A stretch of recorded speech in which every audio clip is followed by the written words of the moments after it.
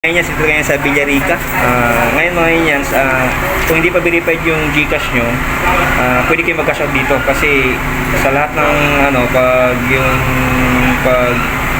kailangan fully verified bago kayo mag-cash out. Pero dito sa Villarica, pwede kayo mag-cash out. Kaya punta lang kayo dito mga Indians kung hindi pa kayo verified. Pagpapakita ko lang yung form na pipilapan nyo dito sa Villarica. Ito mga Indians, yung cash out form nila. Bali, ang kailangan dito yung date kung kailan kayo mag-cash out, tapos pangalan, tapos address, tapos yung GCash receipt number, tapos amount ng transaction kung magkano yung cash out nyo. Tapos kailangan mo yung ID nyo is hindi kayo ng ID, basta PhilHealth, Voters ID, tatanggapin nila yan. Tapos yung purpose of transaction nyo, tapos signature over printed name. Yung mga Indians,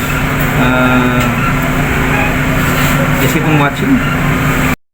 Hello mga Indians, andito nakauwi na kami dito sa bahay. Galing kami Villarica.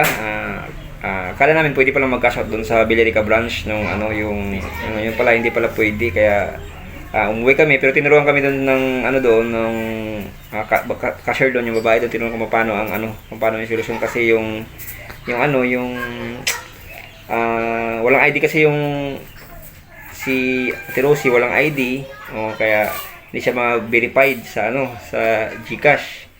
Hindi siya ma-verified, kaya ang ginawa, yung ID ng anak niya, ginamit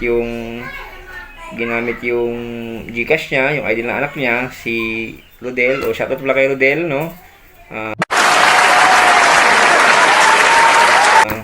Siya yung gumawa ng ng profile ng ETV ko, o shoutout kay Rodel.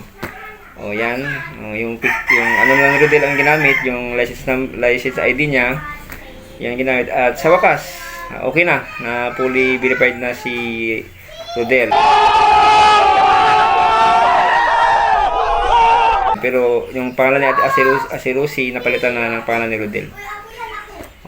Okay na, bali yun lang pala ang solusyon.